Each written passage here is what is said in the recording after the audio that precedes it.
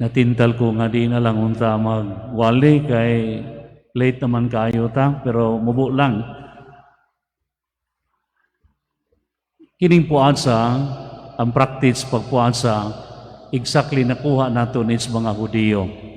Kay nung duman ang atong pagtuo is Judeo-Christian tradition. Si Kristo sa man ka Hudiyo. Ang iyang gibansay nga relihiyon, Judaism. Ug niya, gikan niya namugna ang atong pagtuo. Mao na ang gitawag tag Judeo-Christian tradition. Usan sa mga spiritual exercises sa Judaism ang pagpuasa. Ug niya ang mga Hudiyo sama nato ron. Ang mga Hudiyo gitawag sila nga magpuasa kaduha ra gid unta sa usa ka tuig. Mao man sa nga tuang. No, so kaduha ra man ta gitawag nga magpuasa apil ang pag-abstinensya sa usa ka tuig. That is Ash Wednesday o Good Friday. Ang mga Hudiyo sad kaduha ra sad sila gitawag nga magpuasa. Pero lagi kay sobra ka legalistic ang mga Hudiyo aron gyud makit-an nga matinumanon gyud kayo sila sa balaod sa Ginoo imbis nga kaduha sa usa ka tuig gihimo gid nila nga kaduha sa usa ka semana. O tanawag unsa kabuutan ni mga tawhana, no, gitawag lang og kaduha sa usa ka tuig, gihimo nilang kaduha sa usa ka semana. Dako kay nagdiferensya. Pero ang problema lang kay nadugay gud nilang puasa, nahitabo nga ang puasa nga ilang gihimo nahimo na lang mekanikal. No nga nahimo na lang ang ilang pagpuasa is purely ritual. Basta makapuasa lang, bahala na kung sa imong buhaton. Ang importante, nakapuasa ka.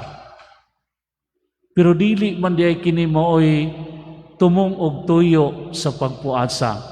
Kaya ang puasa is more than just a ritual. Ang puasa is way of life. Is actual life. O kung mangutan natag unsa di ay laom nga implication sa pagpuasa, gisaysay kini dinhi kanato ni propeta Isaías dinhi sa unang pagbasa. Unsa may gisgutan dinhi?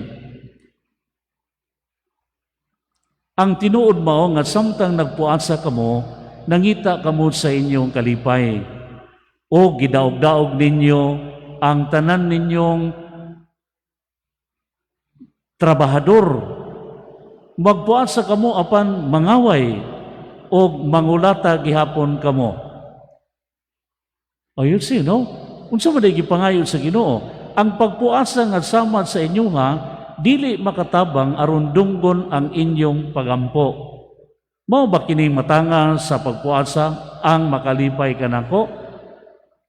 Dira ang kahulugan sa puasa. Mao kini ang puasa nga akong gikinahanglan mao ang paglugtab sa mga gapos sa sala ug pagtangtang sa higot sa yugo ingon man sa paghatag og kagawasan sa mga dinaog-daog ug pagbali sa tanang yugo. Dili ba ang puasa nga akong kinahanglan mao man nga hatagan ninyong pagkaon ng mga gigutom o papuy-on ninyo sa inyong balay ang mga kabos o walay mga puluyanan o bistihan ninyo ang hubo o inay pasagdan ninyo ang inyong kaigsuunan. Sa ingon niini, mudanag ang inyong kakayag, ingon sa banag-banag sa kabuntagon ug mamaayo kamo pagdali. No, unsa may nakita sa Ginoo? Ang inyong puasa disoriented na.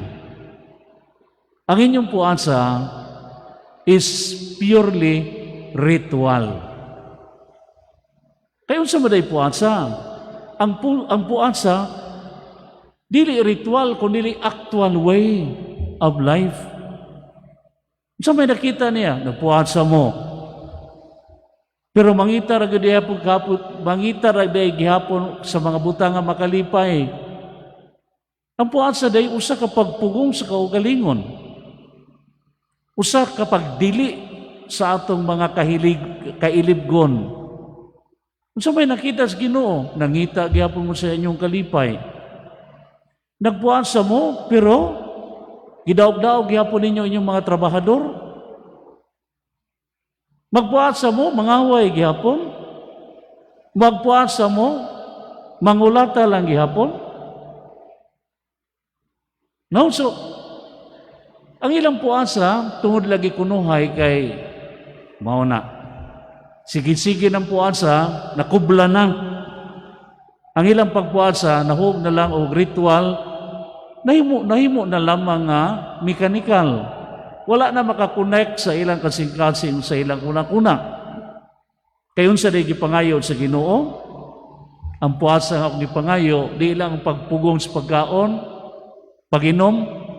Ang puasa nga akong ipangayo mao nga tabangan ninyo ang inyong ingon. Pakan ang gigutom, bistihi ang mga hubo. Papahuwaya ang mga gidaog-daog.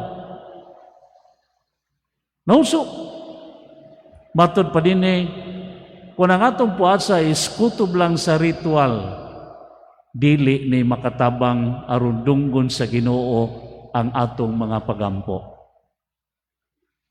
Nauso, kung gusto ta nga ang atong mga pagampo dunggon sa Ginoo, ang gipangayo niya sa mga pagbasa karong adlaw, dili puasa nga ritual, kundi puasa nga actual way of life. Manindog paliyon.